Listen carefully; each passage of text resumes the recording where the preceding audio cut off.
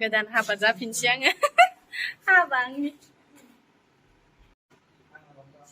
हाय लोगोफोर आंखौ माबोरै नुदों हाय लोगोफोर गुड मर्निं खुलुमबाय नोंथांमोनखौ आंनि एन महिलारि चेनेलाव लोगोसेनो दिनै आङो नोंथांमोननि गेजेराव गोदान भिडिअजों लोगोसे नुजाथि फैदों थ' लोगोफोर दिनै आङो दाबसे जायगायाव थांनो नागिरदों बेखौ नोंथांमोना टाइटेल आरो थाम्बनेल नायनानै अबियसलि मिथिखाबाय जानांगौ दा नोंथांमोना आंजों लोगोसे थुफाबाय थुदो बिदिब्ला नै दा लोगोजों आंजों थांनो नागिरबायनो बिथाङा थांग्रोबायानो लोगोआना बिराद लाजिदो दे खिथिनो मोखांखौ बेसेबा लाजिखायो लोगोआ भिडिअ'यैनो ओइ दे स्कुटिया सलायदो थांसै जोंहा नै लोगोफोर दा एसे देलायथ'वाखै आङो माने एसे बेलेग जायगायाव देलायनो स्टार्ट नालाय जाथ'वाखैनो एसे फाइनाल लुकखौ दादा बायदि मोखाङाव एसे हाद्रिफोरखौ फमफमता होनदो गाइसमोन थेवदो आंदो लोगोसे दा जोङो अनसुमा मेकआप आर्टिस्ट लानाव थांनो ओंखारबाय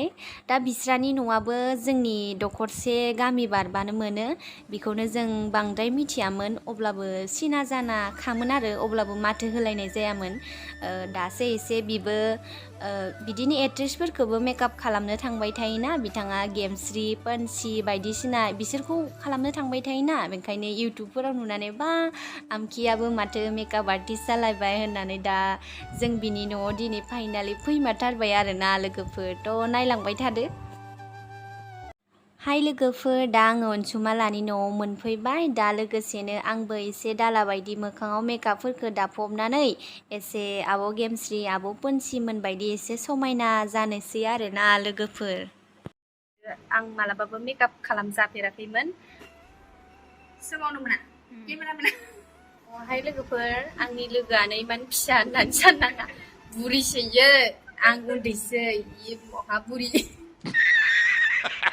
आंनि बैसोआ 16 बोसोरल' जादों ओमफ्राय इयो माबा बोसोर जाबाय 56 इयार्स जाबाय सोरबा फसायदोंबा खिथाहर रावबो गैया इनाव सिंगेलसो मानसिया सिंगेल मा फेन्नै गरम बोथोराव ओरै मोखांल' होनो मोखाङासो देरसिनसो आंनालाय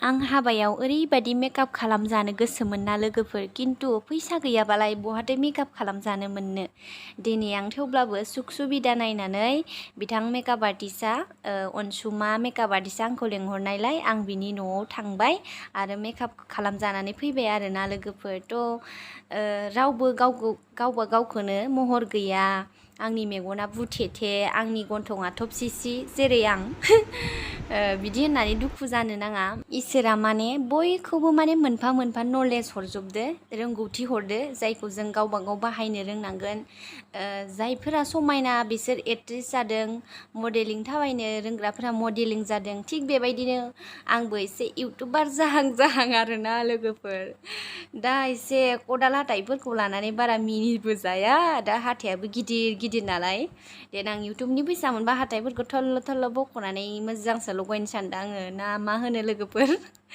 दा एसे आंखौ मोजां नुहांबायना लोगोफोरनै दा आंनाबो बुथेथे बांद्राय साइज गैया गुफुरल'सोना आंबो गन्थङा गोलाव नङाबाबो दा मेकआपजोंनो आंबो साफा जाबाय आरोना आं बिराद मोजां मोनदों बिथां अनसुमा मेकआप आर्टिस्टनि मेकआप खालामनायखौ माने बिथांनि मेकआपआ माने नेचारेल जायो आरोना गोदान हाबा जाफिनसै आङो हाबा आंनि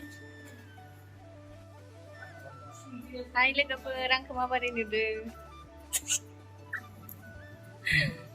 थ' हाय लोगोफोर आं सासे बुरबक आरोना आं मालाबाबो बेबायदि स्टाइलनि थाबायनोबो रोङा आरो आं फट' दिखांबाबो जेबो पस्ट थानो रोङा बिनि थाखायनो आङो अनसुमाखौसो दे आंनो बिदि फोरोंना हो नङाबा आं रोङा बिदि बुंबाय थादों आरोना थ' लोगोफोर नुदों आंखौ जि फोरोंनायनि उनावसो एसे मोजां जाबाय आरोना भिडिअआ जेबो रोंखाया माने जाम्बिसो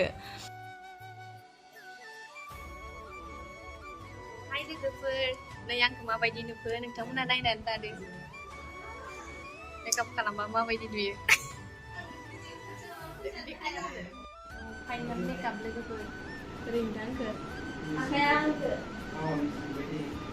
थ' लोगोफोर नोंथांमोननि अननायाव आंनि साबस्क्राइबारा एसे एनै मोनसे मोननै बारायबोगासिनो बिनि थाखायनो आंखौ अनसुमा मेकआप आर्टिस्टआबो आंखौ फट'शुट खालामनो लिंहरनायलाय आंबो बिथांनि न'आवनो थांनानै फट'शुट खालामजाबाय। बिथाङा जोबोद मोजां मेकआप खालामो। नोंथांमोना बयबो लेंहरबानो जाबाय। जाय जायफोरा हाबायाव गोनांथि जादों जोबोद मोजां मेकआप खालामो। नेचारेल नुयो आरोना, बांद्राय हेभि मेकआप खालामा, जोबोद मोजां नुयो। आङो अनसुमा मेकआप आर्टिस्टनाव मेकआप खालामनो फैदोंमोन। दा आंखौ माबायदि नुदों?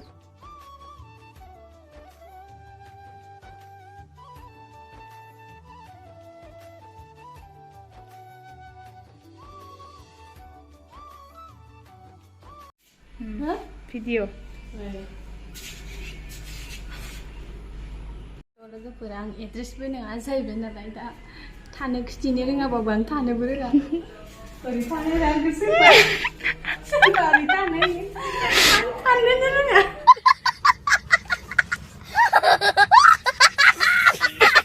हाय लोगोफोर, नैबे बिथाङानो आंखौ मेकआप खालामनानै होबाय। दा जाय जाय नोंथांमोना मेकआप खालामजानो गोसो हाबाफोराव जेनेबा लेंहरनो हागोन। आं कन्टेक्ट नाम्बारखौ होनानै होगोन। लोगोसेनो बिथाङा 15 daysनि ब्राइडेल मास्टार क्लासबो सिखायो आरो नोंथांमोना लानोबाथाय कन्टेक्ट खालामना लानो हागोन आरो उइदिन 15 days नोंथांमोना सार्टिफिकेट मोनगोन जुदि लायोबा। आरो आंनि इउटुब चेनेल नामा जाहैबाय अनसुमा मेकआप आर्टिस्ट आरो इन्स्टा आइडियाबो अनसुमा मेकआप आर्टिस्ट, जेराव आङो एक्ट्रेसफोरखौ शुट खालामो आरो बर'फोरनि सेलिब्रिटिफोरखौ मेकआप खालामनानै होयो आरो। थ' अनसुमा मेकआप आर्टिस्टआ गोबां एक्ट्रेसफोरखौनो मेकआप खालामदों। दिनै आं फाइनालि बिथांजों मेकआप खालामजानो फैबाय। लोगोसेनो जाय जाय नोंथांमोना मेकआप खालामजानो गोसो हाबायावबो लेंहरनो हागोन बिथांखौ आरो मेकआप क्लासबो लानो हागोन। दा बिथाङा अनसुमा मेकआप आर्टिस्टआ एसे फेमासआनो। दा जोंनि खाथियावनो दंमोन, आंबो मिथिबाङामोन, एसे ओरैनो खोनाबाय थायोमोन। दिनै आं फाइनालि फैमारथारबाय आरो। दा बिथाङा बिराद मोजां मेकआप खालामो। नोंथांमोना थाबैनो कन्टेक्ट खालामनो हायोबा, बिराद मोजां मेकआप खालामो। आं बिराद मोजां मोनबाय नै। मालाबाबो आं मेकआप खालामजाफेराखैमोन, दिनैसो फार्स्ट टाइम आरोना। आंजों लोगोसे नै लोगोआबो मेकआप खालामजानो फैदो। माबोरै मोनदों नों मेकआप खालामनो? बिराद मोजां मोनदों जोङो। ओरैबायदि इन्जय खालामबाय दिनै अनसुमानाव फैनानै। बिराद इन्टारेस्ट। दा बिथाङा मालाय रिल्स खालामगासिनो। दा मालायनो बुथुमगासिनो मालफोरखौ। मेकआप खालामखांनायनि उनाव मेकआपआ आलाय सिलाय जाजोबखाथारो। जाय मेकआप आर्टिस्टआनो जा जेराव आलाय सिलाय जाजोबो आरो बिदि खालामखांनायनि उनाव आं खालामजोबनांगौ जायो आरो आंनि इउटुब चेनेलाव अनसुमा मेकआप आर्टिस्ट आरो नोंथांमोना डिसक्रिपसनाव होगोन दे। डिसक्रिपसनाव होनो हागोन बियो। स' नोंथांमोना अननानै चेक खालाम, जुदि मोजां मोनोब्ला एसे सापर्ट खालाम आरो लाइक शेयार आरो कमेन्ट खालामनो दाबाव। सरि आं हिन्दीनि बानायो ब्लगखौ, मानो होनबा माने आङो बर'बो खालामनो लुगैयो, माने बेलेग जातिनिफोरखौबो एसे होमबासो मिथियोथ' ना, बेलेग मानसि जातिफोरखौ खालामोबासो। स' बेखायनो आं हिन्दीनिबो बानायो आरो। हिन्दीनि बानायनो हाबा मोजांसो। आंथ' बानायनो रोङा ना, मुखुखौ नालाय। बा मालाय सुइटियासो रिल्स बानायगासिनो मालाय, आं रोङा नालाय। नै दा जों थांसै। बाय। ओंखाम जानो खिथादोंमोन, जायासै बिसोर न'आव संबावदों। जाथ'नायला ओंखाम संखादों। संबोदोंमोन आरो अमा बिखा बावसो जोंहा। दे।